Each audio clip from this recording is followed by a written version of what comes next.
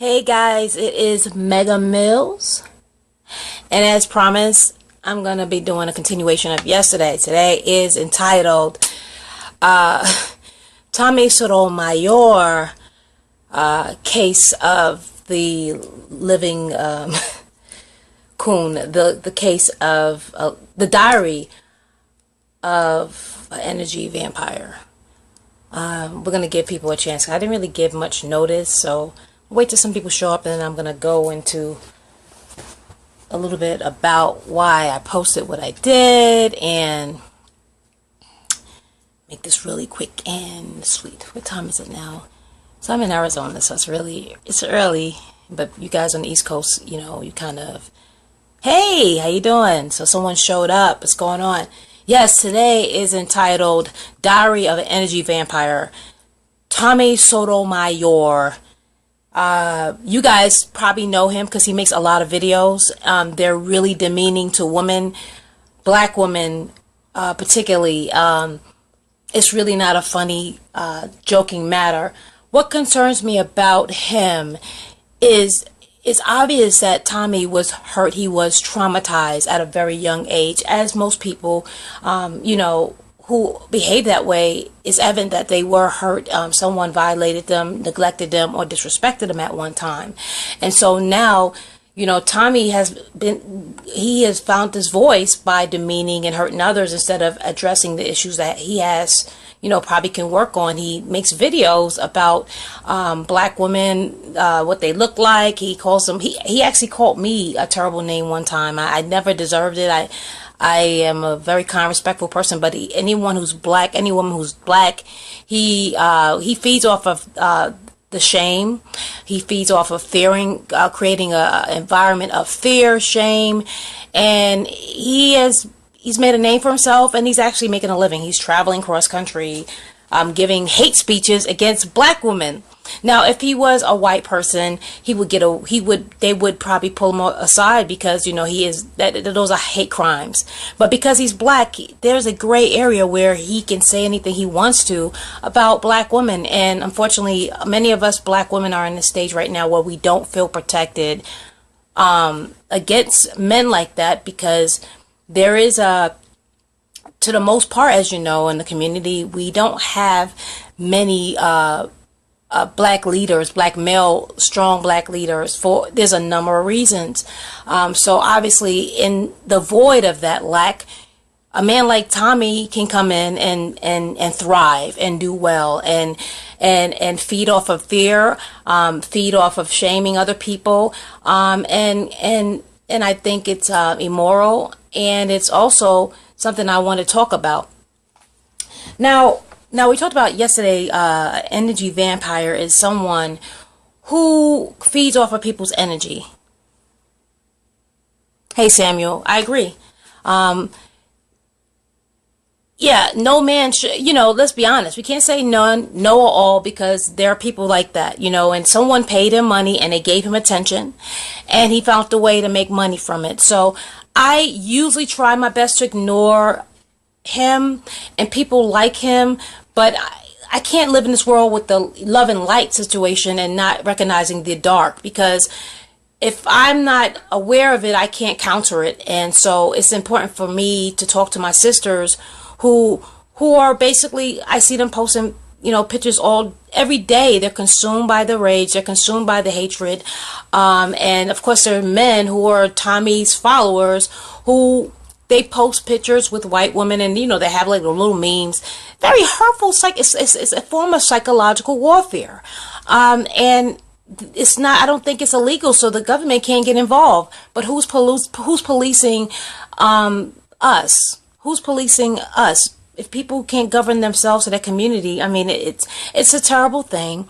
I spend time, you know, making sure that I protect myself. But yesterday I was with a client, and they're teenagers. One was watching a video, and the other one was provoking the woman, calling her, the young girl, all types of names. And I had to stop that. And it's not on my watch. You're not going to talk, you know, you're not going to call another black woman a monkey.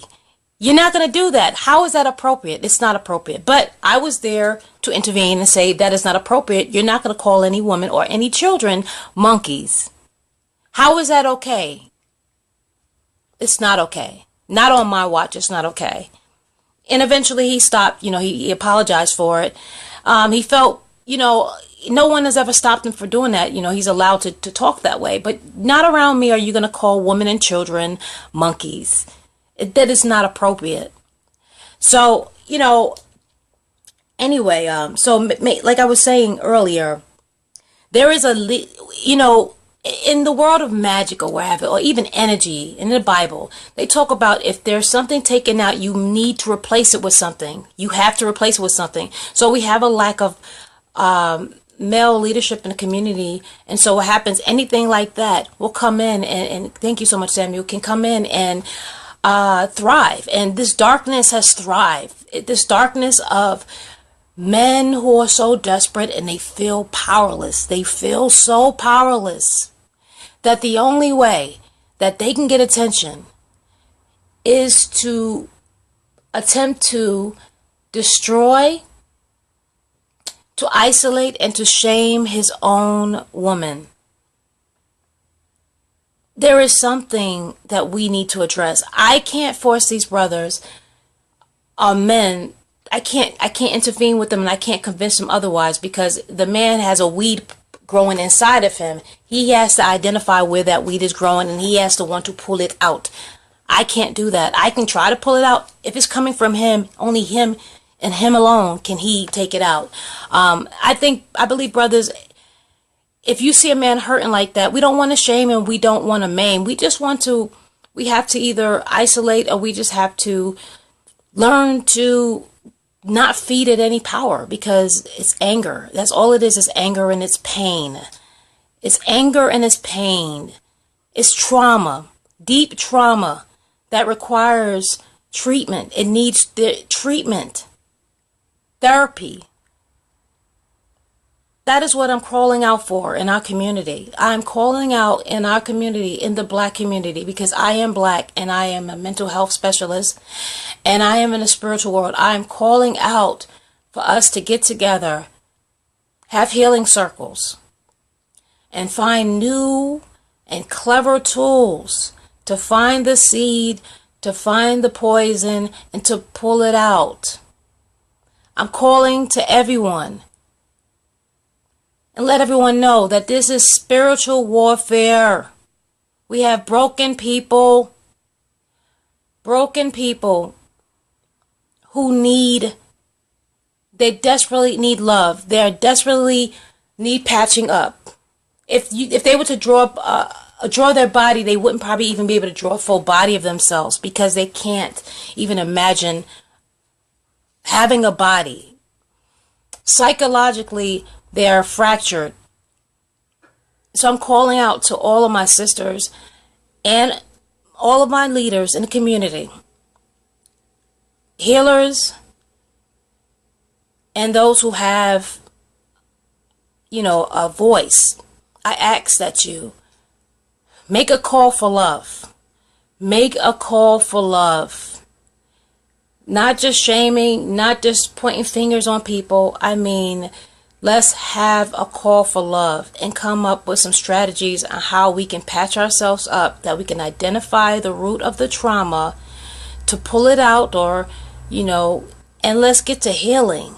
That's what I'm asking for. Hey, Yolanda, I'm asking for us to get to the healing in our community. It has to stop. We need to stop this emotional cannibalism. We need to stop feeding off of each other. It has to stop. There's no place for it anymore. At one time, you needed it to survive. You don't need it to survive anymore. You're comfortable. You don't have to feed off of people and destroy them psychologically, mentally. I mean, yesterday, after I saw that video, I was exhausted. I was so tired. I had to patch myself up a hill. I had people inboxing me, asking me if I'm okay. And, yes, Hiram, love the person. But we have to identify the trauma. We have to identify the problems. And we need to work on it and find creative and covert ways to deal with it. I mean, us going back and forth and pointing fingers at people, calling people, objectifying them by their hair, by their skin, it's it's a sign of terribly traumatized people who are suffering. They are suffering. They need hugs. They don't need likes. They need hugs. They don't need shares. They don't need shares. We do not need to be sharing. In fact, those videos should be reported and taken down. It's an act of trauma and crime. It's an act of violence to repost those videos. And if my post yesterday traumatized anyone, I apologize, because I really don't like to move forward and pass that type of information out. But I felt a certain way about it.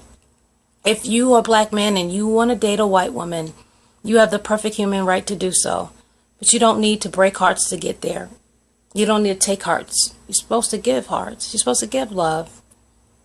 So anyway, I believe that is all that I have today, which is a case study I wanted in summation. It's something called cultural self-identification. You might want to look it up if you're in the psychological world. You know, it's similar to what happened to Hitler, actually. Hitler was, you know, I'm not going to go into all the details of who he was, but he'd been through a lot of trauma. And, of course, at that time during the war, the people were feeling insecure. And he came in and he was able to use his voice to influence people to... he was part Jewish, actually, but he was actually able to use that energy to shame, isolate, and exterminate millions of people off of people's fears. We have to do something about it, just like we have to do something about what's going on with Trump.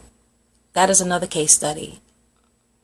This cannot be allowed to go on. We have the power to stop it. We're not powerless people. We are powerful people. We are in the most powerful country in the world. We have more access and tools and resources than anyone else. Even though we feel powerless, we still have more power than other people in other parts of the world. Places where people don't have internet. They don't have the right to post their views or opinions. We have rights. We don't have to suffer. We don't have to linger in fear and pain. We are the light of the world. We could actually change the world. The world is waiting for us to do that. But we have to love and change ourselves first. Anyway, guys, it was a pleasure talking to you guys. If you enjoyed this video, please feel free to repost it, share it, leave your commentary, and have a good day. Hey, Joy. Joy. Talking about, but in the relationship, I was about to hang up, but since you're here, I might just, I'm talking about energy. Yes. Okay, yeah. I don't know if you saw my video yesterday. I touched on some of that, Joy, when you get a chance. Empaths are fractured to a certain extent. Some of them have been through trauma, and they didn't learn how to have boundaries or create boundaries for themselves. So, you know, I don't like to say it's a curse. I mean, I don't like to use words like that. Why would you want to curse anybody? What it is an opportunity to learn how to flex your muscles and strengthen yourself. Just like anything else. Empaths are extremely sensitive people. They can feel and sense, and they're the voice of the world. And people also like to use it. They also like to use empaths as scapegoats as well, you know. So every family usually has an empath, the person who bears the pain and bears the trauma for the family. And every society has one too. So anyway, I'm gonna go light me a candle, do some incense, take some deep breaths, and you know,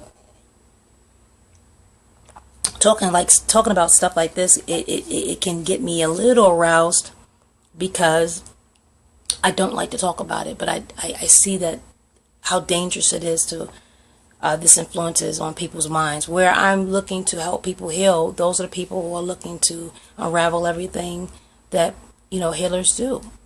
So anyway, thank you for stopping by Mega Mills Land.